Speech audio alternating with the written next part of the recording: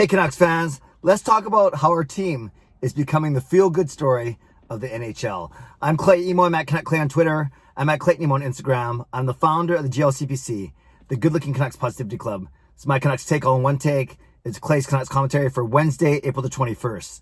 This is where you get Canucks insight that's positive and timely. Shout out to my Hall of Fame members, Jens95, Simalexander, Just Incredible, nucksfan number 29, Lucas Gates, Chris S, and Adam Broomfield. Thanks for your support as always, and thanks to the support of all members of all levels. You are listed in my video description.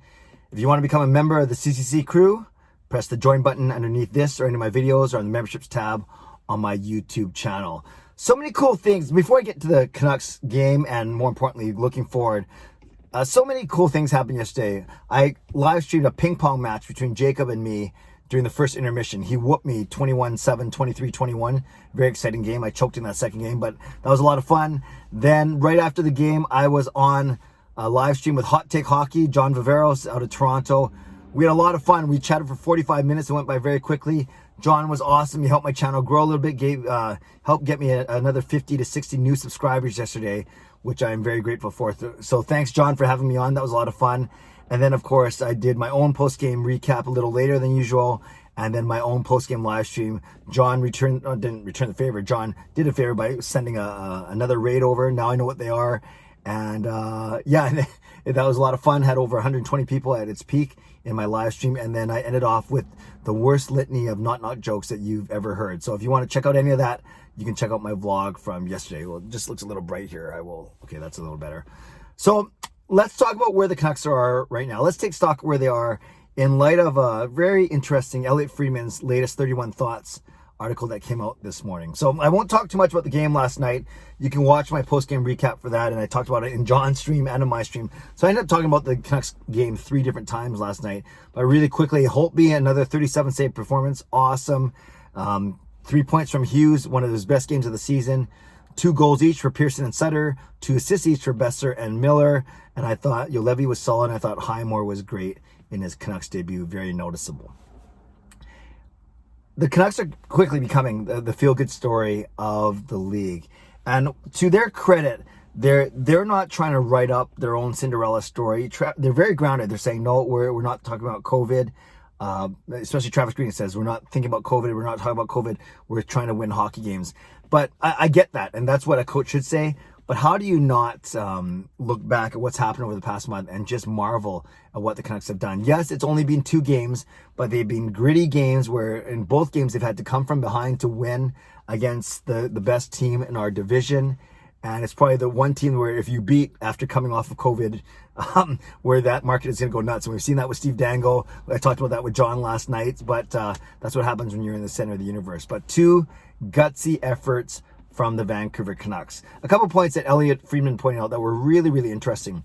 One of them, we've heard a lot of this disconnect between players and management or players and ownership when it came to this return to play. We've talked a lot about how JT Miller made that impassioned plea on Wednesday on the Zoom call saying, we're not ready to play. And then that meeting with the NHLPA that night, and on Thursday, the next day, they ended up postponing the return by 2 days. Then we heard that, no, the NHL and NHLPA and the Vancouver Canucks always knew that Friday's night's supposed return was contingent on player testing on Thursday. And they fully anticipated having to move the schedule back if the players' test results weren't good on Thursday. But of course, that whole notion of delaying the season by 2 more days, delaying the return pending test results, that never trickled down to the players. And we've been talking about that for the past few days. But Elliot Friedman brought up a really good point. He said that maybe it was because it may have been Travis Green's job to communicate that to the players. But Travis Green from all accounts, had a really tough bout with COVID. And maybe he simply didn't have the energy or the time to do that. So if there's a lack of communication, originally we were saying, well, how come management and ownership, when I think of management, I think of Jim Benning, I don't think of Travis Green. How come management and ownership left their players out to dry? Then, according to Elliot Friedman, it could be that it was an unintentional hanging out to dry, that maybe it was the job of Travis Green or the coaching staff to inform the players. Maybe, we don't know this for sure. And if Travis Green and Newell Brown and others were indeed laid up with COVID, then that's kind of hard to expect them to do, right? and to have meaningful conversation with the players. So in life, you always want to over-communicate.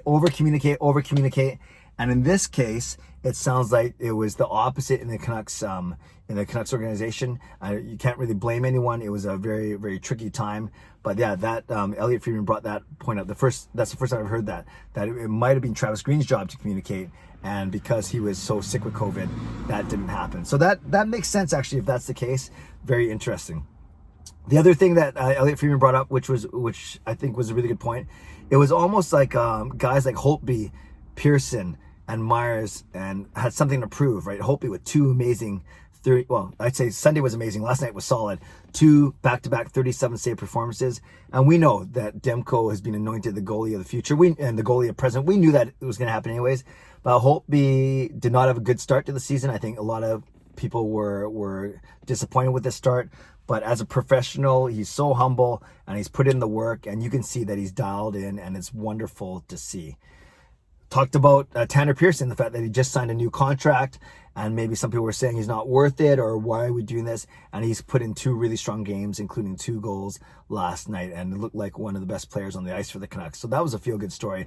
And Tyler Myers, much maligned in this market, but I've always said fairly that he's had a good season, and then quietly having a good season, and then 30 minutes on Sunday after Edler was kicked out of the game. That's pretty strong. And then last night, I thought he was good as well. He had that one noticeable error when he fell down on the first Leafs goal, but he does some good things. And don't forget, because Myers is massive, 6'7", 6'8", even just his mistakes look magnified. But we got to be fair when we look at Myers' game. So where do the Canucks go from here? They're doing all this without Elias Pettersson, which is pretty crazy. Whether he comes back in a week or 2 or whether they shut him down for the season, it's so weird. We don't know. There's a lot of vagueness. There's not a lot of clarity. But they are doing this without Pettersson, of course. He's only going to make the lineup better, and just picture him slotting into that line with Miller and Besser instead of VC, who I didn't think had the strongest game last night. Wasn't as noticeable. Travis Boyd was more noticeable to me. But we're doing this all this without Pettersson, so that's exciting.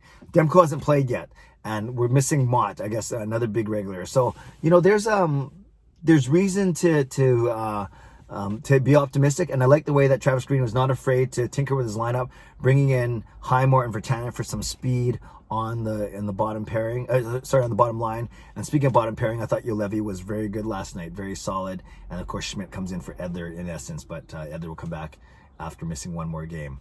Now, the Canucks are 8 points behind Montreal with 4 games in hand. So when you do the math, obviously we have a chance to tie them, all things being equal. Guess what? Our next 4 games are against Ottawa, a team that we've beaten 5 straight this season, outscoring them 22-7. I'm not guaranteeing 4 straight wins against Ottawa, but you think the Canucks should be able to pick up 2 or 3 wins at least out of this next 4 games. And of course, Montreal is going to play a few games as well. But in that time, basically, if you look at the 4 that we have in hand, if we get 5 or 6 points out of the next 4 games, then really we are 2 or 3 points out of a playoff spot, equal number of games. So this race is a lot closer than we may have expected. We're still an underdog to make the playoffs, but with the way the Canucks are playing right now, with the vibe that they're rolling with, and with how everyone's feeling about this team, never say never. And their playoff probability, it increases substantially with every win and with every Calgary or Montreal loss. So a lot of things to talk about, a lot of things to think about, but I'm in a good mood, obviously. Canucks win 2 straight, and they look to continue tomorrow night, Thursday night, as they start a 4-game series against Ottawa. Canucks fans, tell me anything you want to talk about. You can talk about this whole Travis Green communication thing, JT Miller and the players with the return to play. You can talk about any stand-up performances from last night. You can talk about Pettersson coming back. You can talk about our chances to make the playoffs if you still believe in that. Obviously, I'm a big believer in that, but I'm trying to temper that with realistic expectations. And do you think that this is a feel-good story? And how much stock do you put into momentum that the Canucks have it right now, and they should continue to ride it? Leave a comment below. I'll read, react, and reply as always. Subscribe if you'd like to. Like this video if you'd like to. Become a member of this channel if you'd like to. Stay safe, stay healthy. Take care of yourselves and take care of each other. Have a great day. God bless. And go Canucks go.